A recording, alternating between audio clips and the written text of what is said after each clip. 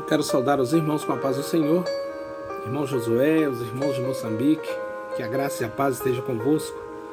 Dizer que essa semana foi uma semana muito corrida e pelo nascimento da minha bebezinha, mas graças a Deus está tudo bem, minha esposa, meu bebê, pelo nome de Nathaniele Ruth, que significa dom de Deus, dádiva de Deus, presente de Deus. E então nós estamos alegres. E na semana passada não deu como mandar a lição 5, mas quero estar mandando aos irmãos agora, falando sobre os atributos de Deus. Primeiro, definição de atributos. O que é atributos? São qualidades, são propriedades. São as propriedades e as qualidades de Deus. Por atributos queremos significar as características e qualidades de Deus. Como a água é molhada e o fogo é quente, assim Deus é eterno, imutável, santo. Esses atributos estão divididos em duas classes. Primeiro, a classe natural e a classe moral. Como não é a nossa intenção realizar um extensivo estudo a respeito dos atributos divinos, vamos apenas enumerar alguns dos mais familiares sem os classificar. A onisciência de Deus significa que Deus é perfeito em conhecimento. Deus conhece todas as coisas. Ele sabe tudo. Ele tem conhecimento perfeito de tudo aquilo que vai acontecer entre as famílias humanas e as nações. Você pode anotar uma referência bíblica? Daniel, capítulo 2, capítulo 8 e 12. Aliás, capítulo 2, versículo 8 e 12. Atos 15, 18. Diz o Senhor que faz essas coisas conhecidas desde séculos. Isso é a capacidade de saber, tendo tudo infinitamente no seu controle, incluindo os pensamentos, os sentimentos, o presente, o passado, o futuro. Deus sabe todas as coisas. Isaías 46, 9 e 10. Lembrai-vos das coisas passadas, da antiguidade, que eu sou Deus e não há outro. Eu sou Deus e não há outro semelhante a mim, que desde o princípio anuncio o que há de acontecer, e desde a antiguidade as coisas que ainda não sucederam. Que diga, o meu conselho permanecerá de pé, farei toda a minha vontade. Assim é a onisciência de Deus. Você pode estar anotando agora algumas referências que você vai ler na sua Bíblia. Jó capítulo 11, 7 e 8. Jó capítulo 37, 16. Salmos 139, 2 e 3. Provérbios capítulo 15, versículo 3. Isaías capítulo 40, versículo 26 e 27. Mateus 10, 29 e 30. 1 João capítulo 3, versículo 20. Provérbios 5, 21. Não devemos confundir o pré-conhecimento de Deus com a sua pré-determinação. O fato de Deus saber uma coisa torna-se essa coisa certa, mas não necessária. O homem ainda tem a responsabilidade de seus próprios atos. Então, aqui nós aprendemos sobre que Deus ele é onisciente. Deus pode todas as coisas, Ele sabe de todas as coisas, do nosso passado, do nosso presente, do nosso futuro, do fim e do começo e do fim, pois Ele é o alfa e o ômega. Então nós aprendemos todas essas coisas. Também aprendemos a onipotência de Deus. Significa que Deus é perfeito em poder. O poder de Deus não admite nenhuma restrição ou limitação. O que pode tudo? Somente Deus. Nós vemos esses atributos de Deus em Jó 42, 2. Diz, bem sei que tudo podes. Gênesis 18, 14. Acaso para Deus há coisa demasiadamente difícil? Então nós vemos aqui que Deus ele é onipotente. Todo o poder está nas tuas mãos. Satanás tem poder sobre os filhos de Deus apenas enquanto Deus permite. Ele estabelece um limite para Satanás da mesma maneira como ele coloca uma barreira das ondas do mar. Jó capítulo 1, versículo 12. Disse o Senhor a Satanás: eis que tudo quanto ele tem está em teu poder, somente contra ele não estendes a tua mão. E Satanás saiu da presença do Senhor. No mesmo capítulo 2 de Jó, no mesmo livro de Jó, capítulo 2, versículo 6. Disse o Senhor a Satanás: eis que ele está em teu poder, mas poupa-lhe a vida. Lucas 22, 31, 32. Simão, Simão, eis que Satanás vos reclamou para vos peneirar como trigo. Eu, porém, roguei por ti, para que tua fé não desfaleça. Tu, pois, quando te converteres, fortalece a teus irmãos. Então aqui nós vemos que o Senhor Jesus, falando com Pedro, que Satanás havia pedido para se ir andar com ele como se anda o trigo, e o Senhor não permitiu, porque todo o poder está nas mãos do Senhor. Então vimos que o Senhor, ele é onisciente, vimos que ele é onipotente. Agora nós vamos ver que ele é onipresente. Falamos sobre a onipresença de Deus. Significa que Deus está em todos os lugares, em todos os momentos. Seu centro está em toda parte. Sua circunferência não está em um lugar nenhum, porque ele está em toda parte. Não se pode contar a parte que Deus está, pois ele está em toda parte. Ele é onipresente. Jeremias 23, 24. Porventura não encho eu os céus e a terra, diz o Senhor. Fale com ele então, porque ele ouve. Busque a ele. E ele ouve, e o Espírito, com o Espírito podem se encontrar. Ele está mais perto do que o ar que respiramos, e mais perto que nossas mãos e os nossos pés.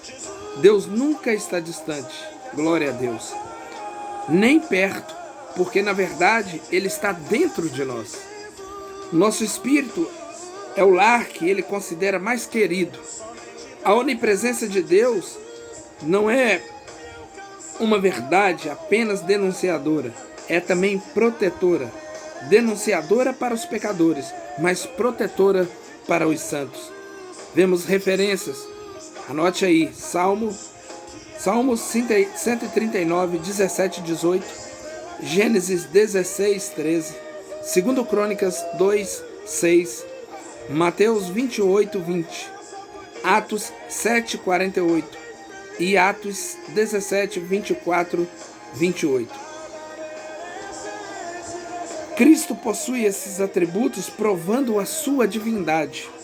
A onipresença de Cristo, você vai ver João 3,13, na terra e no céu. A onipotência de Cristo, Mateus 28, 18, não há nenhum outro poder. A onisciência de Cristo, João 16, 30, também João 21, 17.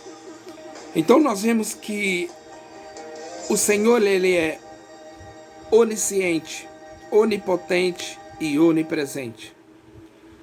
Deu para vocês entenderem bem? A onisciência de Deus, a onipresença de Deus e a onipotência de Deus. Ele sabe todas as coisas. Mesmo antes de vir um pensamento na sua mente, o Senhor já sabe o que está se passando por ali. Ele é onipotente. Todo o poder está nas tuas mãos. E Ele é onipresente. No mesmo tempo que Ele está aqui, Ele pode estar aí com os irmãos também. Ele está dentro de mim e Ele está dentro de você. Porque nós somos o templo, a casa do Senhor. A santidade de Deus. Este é o atributo pelo qual Deus se torna lembrado por nós, mais do que por qualquer outro. As visões permitidas por Deus a Jó, Moisés e Isaías mostram isto definitivamente. Perto de 30 vezes, Isaías fala de Deus como o santo. E por causa deste atributo, mais do que por qualquer outro, que Deus não pode ter comunhão com o homem pecador. Deus não tem comunhão com o pecado. Então, por causa deste atributo, pela a santidade de Deus, ele não pode ter comunhão com o pecador. Não é a onipotência de Deus e a fraqueza do homem que impedem a comunhão, nem mesmo o fato de que Deus é perfeito em conhecimento e o homem tem o seu conhecimento limitado. É antes a santidade de Deus e o pecado do homem. É por causa disso que Deus quer que nos lembramos dele pelo seu atributo de santidade. E ele diz: sede santo, porque eu sou santo. E sem a santificação ninguém verá a Deus. A santidade de Deus exigiu que o sangue de milhões de cordeiros, cabritos, bezerros, pombos e etc. fosse derramado para que o homem pudesse se aproximar de Deus. No Novo Testamento, podemos nos aproximar de Deus somente através do sangue do homem, Jesus Cristo. Somente pelo sangue de Cristo nós podemos nos aproximar de Deus no tempo da graça. A construção do tabernáculo com seu lugar santo e o santo dos santos, no qual o sumo sacerdote entrava com o sangue apenas uma vez por ano, os 10 mandamentos com todas as suas ordens de moral, as leis sobre os animais puros e impuros, tudo nos fala da santidade de Deus. Deus está separado de todo o mal e não há nele nada que não seja absolutamente santo. Deus é em tudo santo. Não há nada que muda no Senhor que ele não seja santo. Em 1 João, capítulo 1, verso 5, diz que Deus é luz e não há nele nenhuma treva. Deus abomina o pecado, que é para ele vil e detestável. O pecado é causa da infinita distância entre Deus e o pecador. O pecador e Deus estão em polos opostos do universo moral. Um está em uma extremidade, outro está em outra extremidade, porque o pecado ele separa o homem de Deus. Por isso houve a necessidade da expiação, pela qual essa horrível distância é transpassada. Veremos corretamente o pecado quando conseguirmos ver correntemente a santidade de Deus. Nós nos aproximamos de um Deus santo através dos méritos de Jesus Cristo e no terreno da justiça que é de Cristo, o qual não possuímos por nós mesmos. Filipenses 3,9 é ser achado nele, não tendo justiça própria, que procede da lei, senão o qual é mediante a fé em Cristo, a justiça que procede de Deus, buscando na fé. Glória a Deus. O pecador precisa de Jesus. Existem referências, você pode anotar aí, Isaías 59:2, Isaías 41:14, Isaías 6:3-5, Atos 3:14-1, Pedro 1:15 e Apocalipse 4:8. Agora eu falo sobre a imutabilidade de Deus. Significa que Deus não muda. O tempo e a mudança juntos estão na contradição com Deus. Não há passado, presente ou futuro para Deus. Tudo é o único, vivo e presente. Não é possível que Deus possua um atributo em um certo momento que ele não possua em um outro momento. Deus é imutável, ele não muda. O mesmo Deus que operou milagres, que operou prodígios no passado, é o mesmo Deus que opera maravilhas nos tempos de hoje. Por isso que eu digo que nós devemos viver este mesmo Deus, na mesma intensidade, na mesma busca, para que as coisas aconteçam na nossa vida. Tiago 1,17, do Pai das luzes, quem não pode existir variação nem sombra de mudança. Malaquias 3,6, porque eu, o Senhor, não mudo. Então, irmãos, nós vimos até aqui a imutabilidade de Deus. E no próximo estudo eu quero falar sobre a eternidade de Deus, sobre a relação da onipresença e a eternidade de Deus, e por aí vai.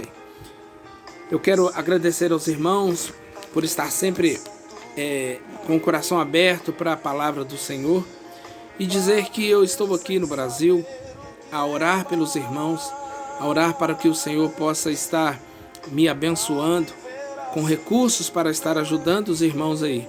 Estamos passando por uma pandemia por causa desse vírus e está tudo muito difícil, todas as coisas fechadas, mas nós oramos, estamos orando, e nós sabemos que quando a igreja está orando, o Senhor ouve a oração dos seus. Então nós estamos aqui, eu estou pedindo a Deus por recursos, e assim que o Senhor abrir a janela dos céus sobre a minha vida, assim que o Senhor me abençoar, eu estarei ajudando os irmãos, não somente com a palavra, com estudos, mas também ajudando com outros recursos também, em nome do Senhor Jesus. Quero mandar um forte abraço ao meu irmão Josué, à sua família, aos pequeninos que cantaram para minha princesa. Que Deus abençoe ricamente, rica e poderosamente. E eu creio que em breve nós vamos nos ver sim, que o Senhor ainda, antes de nos levar para a glória, Ele vai prover um encontro para nós podermos nos abraçar e compartilhar da palavra do Senhor. Um forte abraço, um beijo no coração de cada um dos irmãos, em nome de Jesus. Nós somos aqui do Ministério Rosa de Saron, Florescendo Vidas, uma família para abençoar a sua família. Então eu quero pedir aos irmãos que sempre estejam conosco, que possam anotar todas essas referências que eu mandei aos irmãos, e se tiverem qualquer dificuldade que possam passar para o irmão Josué, que eu vou estar com o maior prazer aqui para poder explicar aos irmãos, em nome de Jesus. Um forte abraço, fiquem com Deus.